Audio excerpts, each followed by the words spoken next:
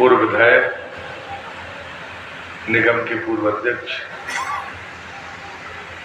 धार्मिक संस्कारों से पले बढ़े मेरे अनुसम्मानीय राहुल सिंह जी जो मेरे उत्तराधिकारी होने वाले हैं, मैं हृदय से शुभकामनाएं देता हूँ। और आपसे भी आज जो चर्चा करने के लिए आया हूँ, इसी बात के लिए चर्चा करने के लिए आपके बीच में आया हूँ। पार्टी की वरिष्ठ नेता, प्रदेश की उपाध्यक्ष आदरणीय ललिता यादव जी, हमारे दोनों पूर्व विधायक सम्मानीय रेखा जी, सम्मानीय कुतुंब सिंह जी, इस क्षेत्र में लोकसभा के हमारे संयोजक, सागर जिले के पूर्व अध्यक्ष,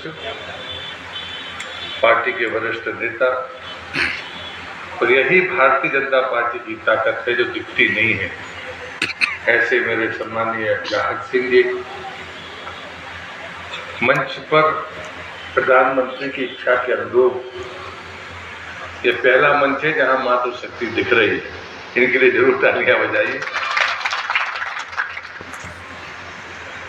श्रीमती शैलजी अग्निहोत्री जी, निशा राजे मंडेला जी, रजनी यादव जी, किरण सोनी जी, गुड्डी जहाज सिंह जी, और हमारे जनपद के अध्यक्ष, वो चूंकि पुरुष है जिनका नाम बाद में ले रहा हूँ, राघव राजा जी, हमारे पार्टी के वरिष्ठ नेतागण, आदरणीय मलखान सिंह जी, आदरणीय पन्या जी, आदरणीय डॉक्टर रमेश अग्रवाल जी, अकाटे जी अभी नहीं है ना, ब्रजेश चौरसिया जी, आदरणीय शंकर प्रताप सिंह जी, आदरणीय राहुल सूरज सिंह जी, आदरणीय डॉक्टर प्रेमनारायण मिश्रा जी, रमेश सोनी जी, गिरिजा पटेरिया जी, रवि राजा जी, जीतू सोनी जी, जितेंद्र परमार जी, और कोई पदाधिकारी तो नहीं लगे जी? कब प्रयोग हो गई? बाद में आए तो नाम भी बाद में लेना चाहिए। जितेंद्र बुंदेला जी, उन सबके लिए तालियां भेजा दीजिए हमारी तरफ। गलत बोल गया मैं। बेबी राजा जी, क्या जिम्मेदारी है? हमें तो ये नहीं बताया, ऐसे ही आया। सम्मानीय मंच, उपस्थित भाइयों बहनों, यहाँ बैठा हर व्यक्ति नेता है, उसे भाषण क्या देना, मुद्दे क्या हैं, ये मुझे नहीं बताना। विधानसभा का चुनाव आपने लड़ा है, तो दुर्भाग्य से इस विधानसभा में परिणाम हमारे विरुद्ध गया है। हम जिस प्रकार जीत का उल्लास मनाते हैं, हार का भी मूल्यांकन करना चाहिए। हमारी संस्कृति प्रसन्नता के साथ जीने की संस्कृति है। अभी होली का त्योहार निकला है, रंग पंचमी आने वाली है। इस समाज का जीवन का हिस्सा है कि हम हैं तो निश्चित रूप से हमसे कुछ अच्छा होगा, कुछ हमसे गलतियां भी होंगी। कई बार गलतियां नजरअंदाज कर दी जाती हैं, लेकिन कई बार गलतियों की सजा दी जाती है। हम चाहें या ना चाहें, हमें गलतियों की सजा मिल जाती है। और इसलिए मित्रों, हमें इन बातों का विचार करना होगा कि राजनीति का जो परिवेश है, उस परिवेश में हम कितना दूर तक देख पाते हैं। ये बड़ा महत्वपूर्ण समय है जब छोटे मोटे मुद्दे, छोटे मोटे विवाद, छोटे छोटे स्वार्थ, इनकी राजनीति का समय चला गया। ये छोटे स्वार्थ क्या है? छोटे स्वार्थ में परिवारवाद, मैं, मेरे बाद मेरा बेटा। छोटा स्वार्थ क्या है? जातिवाद, मैं, मेरी जाति। छोटे स्वार्थ क्या है कि अरे जो जिसको मिलेगा वो हमारे चरणों में नतमस्तक होना चाहिए। तो ये तीनों बातें जो मैं आपसे कह रहा हूं, बांटने का काम करना है तो जातिवाद का सहारा लीजिए। अगर आपको लगता है कि एक समृद्ध समाज चाहते हैं, एक संपन्न समाज चाहते हैं, एक सुखी और शांत समाज चाहते हैं, तो हमें अपने बारे में भी विचार करना पड़ेगा। हम किस दृष्टि से सोचते हैं? आज अगर हम कांग्रेस और भारतीय जनता पार्टी की बात करते हैं, ललिता जी ने ठीक दिशा दी, अपनी बात ठीक कही कि जब हम छोटे मोटे मामलों में उलझ जाते हैं तो हम बड़ा काम नहीं कर सकते, हम न्याय नहीं कर सकते। मेरे आराध्य परम पूज्य श्री अवस्थी जी ने एक बार मुझे कहा, राजनीति क्या व्यवहार और व्यापार भी चलेगी? मैंने अपना दुख व्यक्त किया था, आपने मुझे कहां फंसा दिया। राजनीति में तो कहीं भी कितने अच्छा काम करो, किसी कार्यकर्ता के यहाँ शादी में नहीं जाओ तो वो कहता है अरे हमारा तो सब कुछ लुट गया, हमने तो उनका जीत जात से काम किया और वो हमारी मोड़ा मोड़ी की शादी भी नहीं है। मैंने कहा आप लाभ कितने अच्छा काम करते हो, लेकिन उसके बाद भी कार्यकर्ता दुखी होता है और शिकायत करता है। तब मेरे आराध्य प्रभु श्री अवस्थी जी ने मुझसे कहा था, क्योंकि मैं राजनीति में उन्हीं मूल्यों को मानता हूं। उन्होंने कहा था कि राजनीति अगर व्यवहार में हुई तो फिर न्याय नहीं हो सकता, और राजनीति अगर व्यापार में हुई तो परोपकार नहीं हो सकता। घर जाकर सोचना, जो व्यवहार आप जाति का या बाकी चीजों को पालते हैं, जब आप न्याय नहीं कर पाते, इस सच्चाई को स्वीकार करना पड़ेगा। ये बहुत बेहतरीन अवसर है। आज आपके पास में जो देश में नेता है, जो देश के प्रधानमंत्री हैं, दुनिया उनके सामने नतमस्तक है। देश तो छोड़ दीजिए, पूरी दुनिया नतमस्तक है। इसलिए नहीं कि वो मेरी पार्टी के नेता है, वो भारत के प्रधानमंत्री हैं। और तीसरी बार वो प्रधानमंत्री बनेंगे, और तीसरी बार प्रधानमंत्री बनना चाहिए। इसलिए मैं अपने कार्यकर्ता भाइयों और बहनों से कहता हूं कि हमको अपने सोचने के, अपने नजरिए के तरीके को बदलना चाहिए। देश का मतदाता होशियार हो गया, समझदार हो गया, वो स्पष्ट अपनी बात कहने लगा। पहले बोलता नहीं था, अब खुलकर बोलता है। विधानसभा के समय वो कहता था नहीं हम आपकी बात नहीं मानेंगे, लोकसभा में हम आपके साथ चलेंगे। इतना दम से अगर कोई कहता है, ये भारतीय लोकतंत्र की ताकत है। आज से 20 साल पहले जब आप चुनाव में जाते थे, मतदाता बोलता नहीं था कि किसको वोट करें। ये पहला मौका है देश की आजादी के 75 साल के बाद कि गरीब आदमी दम ठोक कर कहता है हम मोदी के साथ हैं। वो आपका कार्यकर्ता हो ना हो, वो आपका सदस्य बना हो ना बना हो, लेकिन वो दम के साथ कहता है कि मैं मोदी के साथ हूं। जब उससे कारण पूछो तो मेरा कार्यकर्ता उतने उत्साह और मन के साथ नहीं कह पाता जितने बड़े विश्वास और उत्साह के साथ वो गरीब आदमी कहता है मुझे मकान दिया इसलिए मैं मोदी के साथ हूँ, मुझे गैस दी इसलिए मैं मोदी के साथ हूँ, मुझे मोदी ने ये दिया इसलिए मैं मोदी के साथ हूँ। मैं तो दूसरी बात मैं कहता हूँ, ये मातृशक्ति की चर्चा मैंने जानबूझ कर की। भारत के प्रधानमंत्री ने राजनीति में एक नया रास्ता तय किया, और ये रास्ता हमारा रास्ता है। ये समानता का अधिकार, ये भारत मातृशक्ति को सर्वोच्च स्थान पर बिठाने का अधिकार, ये हमारी सनातन परंपरा है। गुलामी ने हमको जरूर कहीं पर्दे के पीछे हमारी माताओं बहनों को धकेल दिया होगा।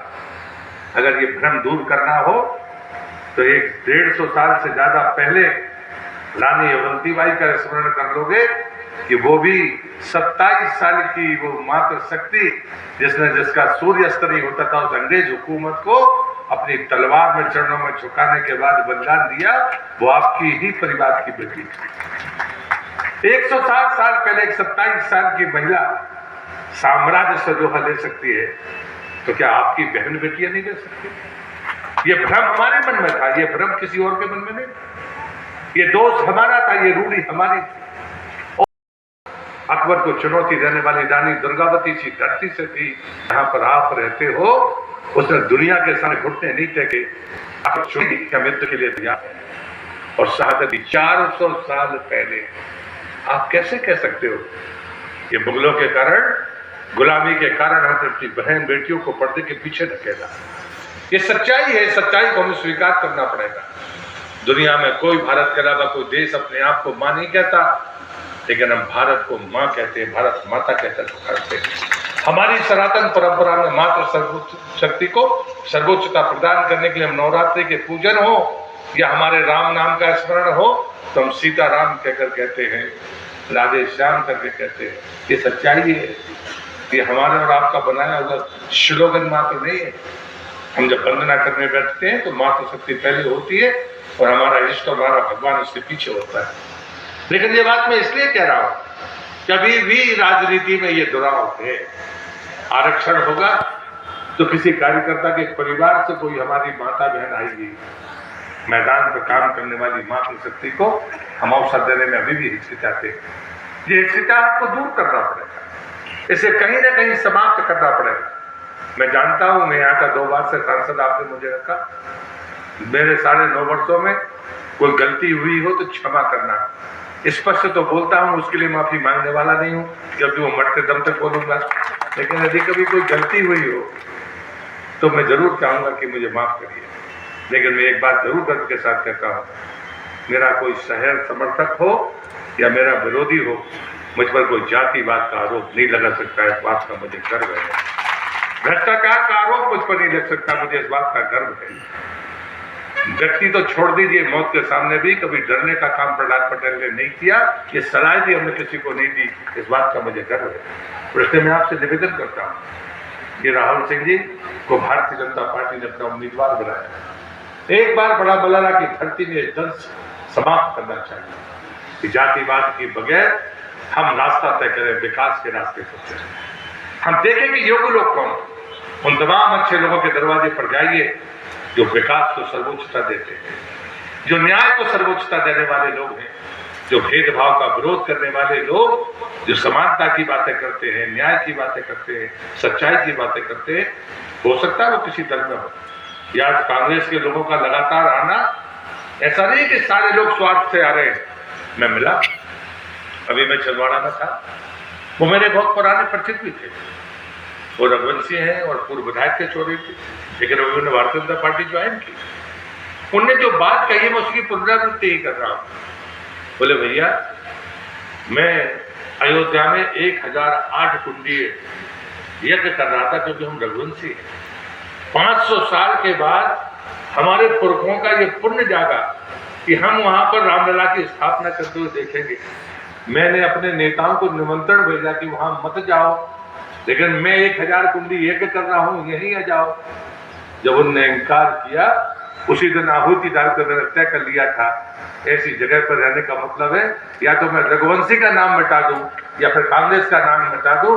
तो मैंने तय किया कि 500 साल बाद पुरखों की पुण्याई जागी है, तो रघुवंशी कहने में गर्व है, कांग्रेस छोड़ने में ही अच्छा है, तो मैंने कांग्रेस छोड़ दिया। दूसरा उदाहरण जबलपुर के महापौर का, मतलब वो भी हमारा परिचित था। हम जिस जगह पर रहते हैं जबलपुर में, उसी जगह से वो पास में वार्ड नंबर, लेकिन वो कई बार मेरे पास बात करने के लिए आते थे। जब अन्नू आए कांग्रेस पे तो मैंने पूछा, तो धार्मिक तो थे, वो यात्रा लेकर वैष्णो देवी गाड़ियां लेकर जाता था, 2-3 बार अयोध्या जाता था, वो सब करता था। जब उससे पूछा गया कि आपकी पार्टी तो कांग्रेस का काम है राम का विरोध करना, तो उसने कहा कि मेरे पुरखों की जो जड़ वहां से, मैं तो राम का विरोध नहीं कर सकता। बाद में उसने कहा कि हम वो लोग हैं भाई साहब कि मेरे पिता अयोध्या में पैदा हुए, मेरी माँ सुल्तानपुर की है, मेरे परिवार की कोई भी परंपरा अयोध्या के बगैर नहीं चलती, और हमारे यहाँ नियम है अगर 5 पीढ़ी एक साथ हो तो हनुमानगढ़ी में जाकर हम सोने की सीढ़ी चढ़ाते हैं। और मैं सौभाग्यशाली आदमी हूँ कि मेरे भतीजे को बेटा हुआ, तो हमारे दादाजी के पिताजी भी जीवित थे, तो हमने हनुमानगढ़ी में जाकर सोने की सीढ़ी चढ़ाई। और उसके बाद अगर मुझे जय श्री राम कहने का मौका न मिले तो मैं कितने दिन जी पाऊंगा। तो मैंने तय किया कि मैं कांग्रेस छोड़ रहा हूं। ऐसा नहीं है कि सारे लोग किसी स्वार्थ बस आए, एक नया परिवर्तन है राजनीति का। ये सिंधुत्व की बात है, ऐसा नहीं है कांग्रेस में रहे हुए लोगों को जय श्री राम कहने में का मन नहीं होता था, उनका मन होता था, लेकिन उनकी मजबूरी थी कि वो जय श्री राम वहां नहीं बोल सकते थे। तो ऐसे लोग अगर भारतीय जनता पार्टी में आते हैं तो मुझे लगता है कि उनका हमें स्वागत करना चाहिए, उनके लिए हमारे दरवाजे हमें खोलने चाहिए। और इसलिए ऐसा परहेज मत करिए, पार्टी ने ठीक रास्ता तय किया। देश की आज़ादी के 75 साल में आम आदमी को जो जरूरत थी बिना मांगे देने का काम अगर 10 साल में किसी ने किया तो उस व्यक्ति का नाम है नरेंद्र मोदी। इसलिए मुझे लगता है कि इस परिवर्तन को हमें देखना चाहिए। कल तक हम क्या कहते थे 10 साल पहले, अरे ये तो मानेंगे नहीं, यही बोलते थे। आज वो आपसे आगे, बुरा मत मानना, हमारा कार्यकर्ता जितना उत्साह में नहीं है, जितना वो जिसके भीतर होना चाहिए वो उतना नहीं दिखता, लेकिन उस लाभार्थी में दिखता है। वो कहता है मैं मोदी के लिए तो वोट डालने जाऊंगी या मोदी के लिए मैं वोट डालने जाऊंगा। ये सच्चाई है। वैसे मैं जिस विभाग का मंत्री हूँ उसमें समूह की बहनें, एक और बड़ी ताकत जिसको शायद आप नजरअंदाज करते हैं, वो है सेल्फ हेल्प ग्रुप। वो माताएं बहनें जिनके पास में कभी 100 रुपये नहीं होते थे, कभी अपने गांव में पूछना कि कोई महिला है क्या जिसका सेल्फ हेल्प ग्रुप चलता है। उसने 10,000 से अपना काम शुरू किया होगा 10 साल पहले, तो मैं दावे से कहता हूँ आज वो 10 लाख की धनी होगी जिसका अंदाजा आपको नहीं है। आप उसका भाषण सुनना, जो उसके जिले का नेतृत्व करने वाली बहन है उसका भाषण सुनना। क्षमा करना, हमारी मातृशक्ति में इक्का दुक्का कोई होगा जो उतना अच्छा मोदी के बारे में या सरकार के बारे में बोल सके। ये सच्चाई है। और इसलिए मुझे लगता है उन सबको मोदी का परिवार मानकर हमें अपने साथ जोड़ने की जरूरत है। आज मैं सिर्फ इतना ही कहने के लिए आया हूँ कि जातिवाद के कारण जो विभाजन हमने कहीं खींच लिया है, रेखा खींची है, उसको मिटाने का काम यदि हमने किया तो जो बात ललिता जी कह रही थी वो भी शायद झूठी पड़ेगी, उससे ज्यादा वोटों से हम बड़ा मलेरा की धरती पर चुनाव जीत सकते हैं। और ये जिताने का काम अगर कोई कर सकता है तो ये कार्यकर्ता कर सकता है। हमको भी अपना मानस ठीक करना पड़ेगा। आज मैं सिर्फ यही प्रार्थना करने के लिए आया हूँ। मित्रों, कहीं विरोध का विधायक जो ललिता जी ने कहा, आखिर 5 साल आपके हिस्से में पछताना तो बधाई है, गलती आप ही से हुई। आपसे मतलब हमें हमारे खिलाफ फैसला गया है। यदि आज हमारा विधायक होता तो हम कह पाते कि जैसे डबल इंजन की सरकार राज्य और केंद्र में है, तो डबल इंजन की सरकार बड़ा मलेरा से लेकर ऊपर तक भी है, पर आप ये नहीं बोल पाएंगे। इसलिए मोदी जी के 400 में पार के संकल्प में अगर योगदान देना है तो दमोह लोकसभा के लोग लाखों से भारतीय जनता पार्टी को जिताते रहे। इसे जीतने में कोई संदेह नहीं, लेकिन बड़ा मलेरा अपनी विधानसभा की गलती को दुरुस्त करने का मौका आपके पास में है। जो चूक हो गई है उस चूक को दुरुस्त करने का काम हम करेंगे। एक बहुत अच्छा अवसर है कि अब जातिवाद होगा नहीं, क्योंकि एक ही जाति के उम्मीदवार हैं, तो कम से कम विकास के बारे में बात करोगे, जाति के बारे में नहीं करोगे। ये तो फायदा है। और इससे मुझे लगता है कि हम सब के लिए अनुकूल समय, जहाँ पर हम अपने नेता देश के यशस्वी प्रधानमंत्री नरेंद्र मोदी के नेतृत्व पर बात करें, उनकी विकास यात्रा पर बात करें, देश की आज़ादी के 75 साल पर बात करें, और देश की आज़ादी के जब 100 वर्ष हो गए 2047 पे, तो भारत माता किस स्थान पर होगी उसके लिए बातचीत करें। लेकिन उस सब के लिए जरूरी है संकट की बातें। आज हम उस उत्साह के साथ वापस जाए कि मेरे बूथ की जिम्मेदारी मेरी जिम्मेदारी है। और जो धारा 370 की बात हम करते हैं कि 370 वोट बढ़े, उस बात के लिए आज से प्राणपण से जुट जाइए। यही प्रार्थना करने के लिए मैं आपके बीच में आया हूँ। अब जब भी अगली बार आऊँगा तो कार्यकर्ता से बात नहीं करूँगा, जनता में कहीं भाषण दूंगा और भाषण देके छत पर बैठ के चला जाऊँगा, शायद उतना समय नहीं होगा। इसलिए आज का दिन कार्यकर्ताओं के लिए था, और मुझे विश्वास है कि यदि आप मेरी बात को स्वीकार करेंगे तो यह सिर्फ आपका नहीं बढ़ेगा, आपका तो बढ़ेगा ही, लेकिन भारतीय जनता पार्टी के लिए भी एक बहुत अवसर की बात होगी। आप सबको मैं शुभकामनाएं देता हूँ। मैंने सुना है कि आप काफ़ी देर से आए, मुझे तो राहुल जी ने 3 बजे कहा, बाद में मुझे पता चला कि जल्दी जाना है, आपको 1 बजे बुला लिया है। तो फिर मैं कितने तेज चला तब भी 10 ही मिनट बचा पाया, तो मैं 3 बजे के 10 मिनट पहले आ गया था। इसलिए तो उन्हें 3 बजे कहा था, मुझे दरअसल पहले 3 बजे कहा था, फिर भी आपने इंतजार किया।